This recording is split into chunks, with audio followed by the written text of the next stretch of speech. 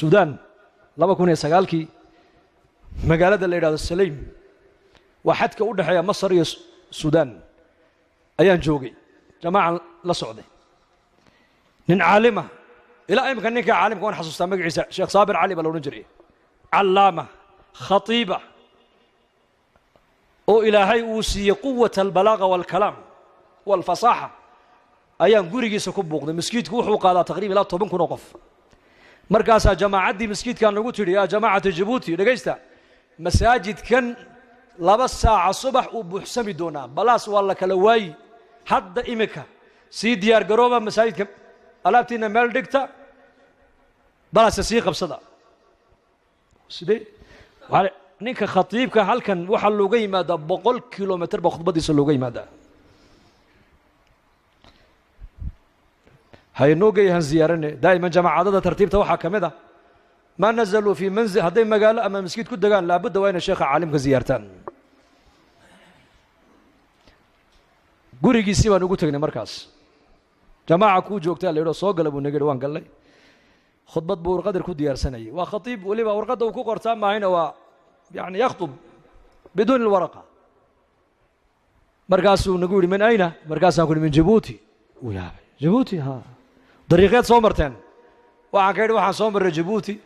Sanaa Khartoum ilaa iyo qaryadaada waxaan ku imanay bas maxaad masaafada inta leeg aad u soo gasheen buuri bali sheega markaasaan yidhi waxaan u soo galay li islaahi anfusina waxaan u soo galay sheeg waxaan u soconaa baan ku yidhi li islaahi anfusina thumma buuri ولتذكير إخواننا يدتك ولا الله يا مسلمين إن صبر رجلنا صو زيارنا ثم والإحياء جهد النبي عليه الصلاة والسلام ذلك النبي محمد وأمد وقد تجد حلقة هانا أمد علماء كوي عيسى حلقة عامدنا أدوية وجزتينا إن عامد وشجنا أن كنا رانو ذلك الدين إني كان عامة ولا نجرب أي علماء الله شقية أو قرب علماء الصية مركز سوري كلام عجيب وحكى أميمن وحكى أنت بنصعنا وعود أياي نقدم بيا وحين السيا مرقاسان رني والبوا بماله ونفسه عجيب وكاي شراب كيف نودق دقي كل كان عبني بونقيري بس واني من مسجد كاس كصعدا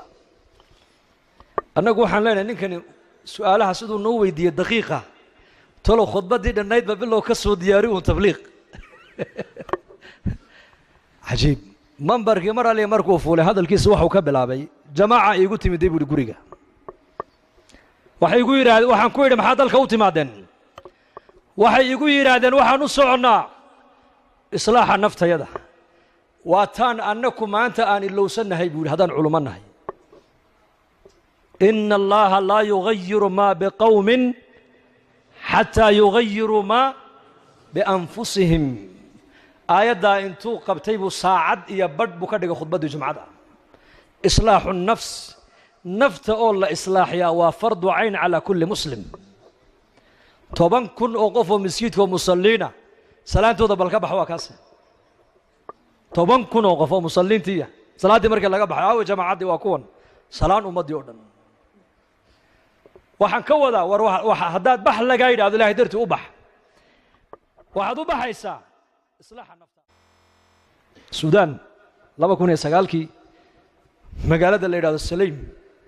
وحدك أوضح يا مصر يا السودان أيان جوجي جماعة لا سعودي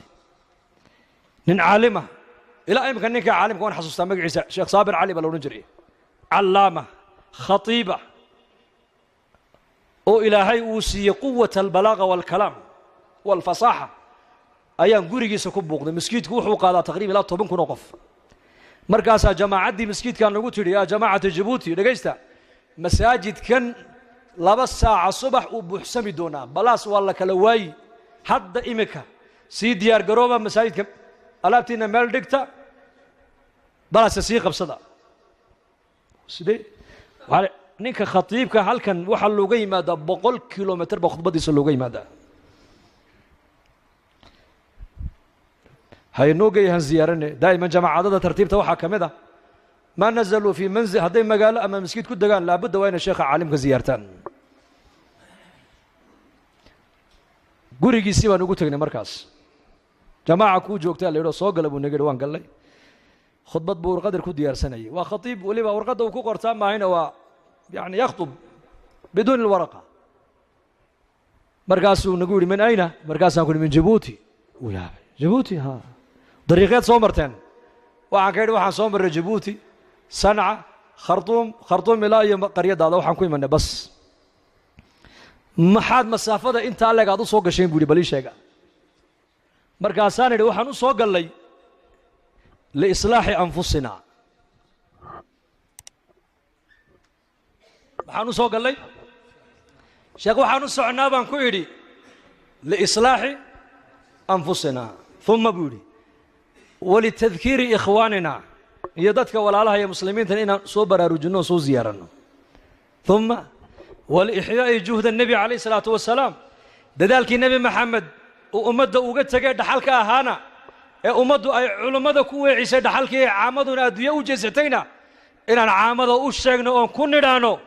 دذلك الدين تإني كان عامي ولا نجرب أي علماء الله شقية أو قرب علماء الصية مركز سوري كلام عجيب وحكى له أميمن وحكى أنت بنص عنا وعود أياه نقدم بيا وحين السية markaasaan idhi nin walba waa bimaalihi wa nafsihi cajiib wukacay sharaabkii buu noo dhigdhigay kolkaan cabnay buu naga yidhi bas waa niiman masjidka iska socda annagu waxaan leenahay ninkani su'aalaha siduu noo weydiiyey daqiiqa tolo khudbaddii dhannaydba bilow ka soo diyaari uun tabliiq cajiib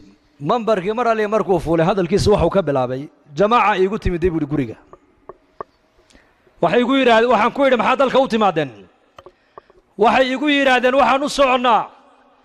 islaaxa naftayada waa taan annaku maanta aan ilowsanahay buu hadaan culumanahay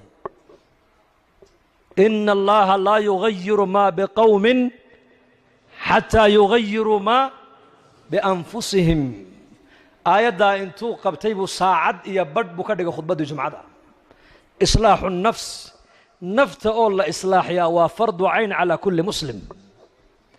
طبعا كن أوقفوا مسجدكم مصلينا صلاة تودا بالكبح وكاسه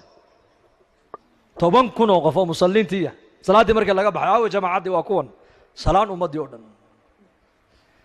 وحن كودا وروح هداد بح لقايد هذا اللي هدرت أبح واحد أبح يسا إصلاح النفس